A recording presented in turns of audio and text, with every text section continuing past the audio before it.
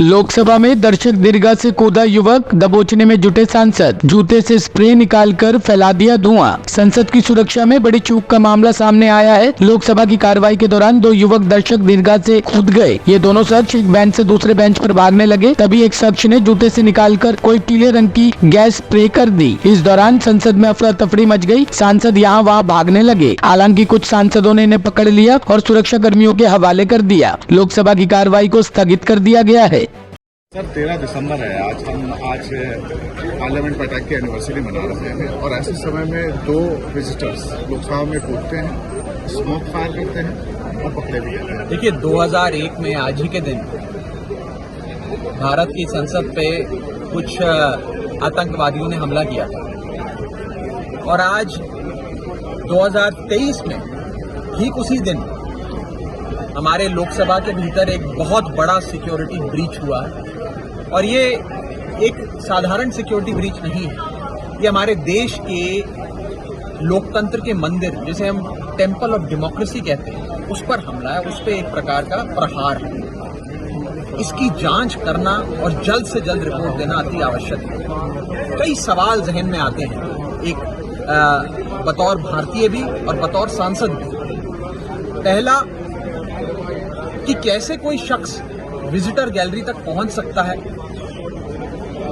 और साथ में अपने साथ स्मोक कैन, गैस कैन लेके पहुंच सकता है, क्योंकि जब तक आप विजिटर गैलरी में पहुंचते हैं आप 3-4 लेयर ऑफ सिक्योरिटी को क्रॉस करते हैं। आपकी पूरी चेकिंग होती है, फ्रिस्किंग होती है, यहां तक कि आप अपना मोबाइल फोन तक वहां नहीं ले जा सकते। तो ये शख्स विजिटर गैलरी तक अपना स्मोक कैन लेकर कैसे पहुंचा? दूसरा, कौन से वो माननीय सांसद थे जिन्होंने उन्हें विजिटर पास पर अपने हस्ताक्षर कर जाने की अनुमति दी? कोई भी शख्स विजिटर गैलरी में नहीं पहुंच सकता जब तक एक सिटिंग मेंबर ऑफ पार्लियामेंट अपने हस्ताक्षर से उनका पास नहीं बनवाते। तो वो कौन से मेंबर ऑफ पार्लियामेंट थे?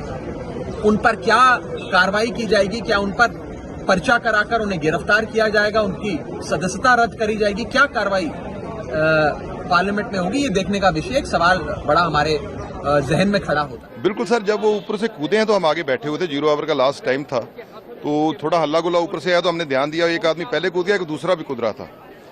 तो जो पहले कूद गया वो ऊपर से स्पीकर की तरफ बढ़ रहा था और वो हल्ला गुल्ला कर रहा था। वो उसने जूता उतारना शुरू किया, जूते में कोई चीज़ थी। तो जब उसने शुरू किया उसको वो पकड़ा गया, बेनीवाल थे, उन्होंने उनके जब पास पहुंचा उन्होंने पकड़ लिया। तो फिर मेरे को था कि एक दूसरा भी है पीछे। जब हम वहां तक पहुंचे तो उसने वो बम टाइप था, कुछ स्मोक सा निकल रहा था, ये पीले रंग का, बहुत धुआं था, ये बिल्कुल वही लगा है। उसी को मैंने फिर पकड़ के उसको शीन के बाहर तक फेंकने शुरू किया ताकि वो एक पता नहीं लग रहा था क्या है। तो लेकिन सबकी सुरक्षा का मामला था, तो फिर उतने देर को सब लोग आ गए और उन्होंने पकड़ा। अब सिक्योरिटी के दायरे में। स्मेल कैसी है वो आपको लग रहा हो? मैं ले ही नहीं रहा स्मेल। मैं तो धोने जा रहा था लेकिन स्पीकर साहब ने बोला अभी नहीं धोने का, तो फिर मैं तो भी नहीं धोया। आपको लगता है कि बड़ा सिक्योरिटी चूक? इससे बड़ा सिक्योरिटी चूक क्या नहीं है, बहुत बड़ा सिक्योरिटी चूक है। क्योंकि जब से ये नया पार्लियामेंट बना है इसका ये प्रॉब्लम आ रहा है, आने जाने का रास्ता एक ही है, कोई भी पार्लियामेंट में जा रहा है, कैंटीन में सब इकट्ठे बैठ रहे हैं, वो थोड़ा सा सेपरेट चाहिए। पुराना पार्लियामेंट था, ये सब चीज़ें अलग अलग थी, तो वहाँ तक कोई पहुँचने को 10 बार सोचता था। लेकिन ये बहुत बड़ी सिक्योरिटी चूक हुई है। कोई स्लोगन भी कर रहे थे, वो नारे भी लगा रहे थे, तानाशाही बंद करो, कोई ऐसे नारे लगा रहे थे, लेकिन बहुत ध्यान नारों की तरफ हमारा गया ही नहीं। हम तो बचाव के चक्कर में भागे के किसी तरीके से इनको पकड़ लिया जाए। ये पता चला किसके गेस्ट थे, किसके एमपी के कोटे से आए थे वो? नहीं, ये कुछ पता नहीं, ये सिक्योरिटी वालों के पास है। एक मिनट दिखा दीजिए।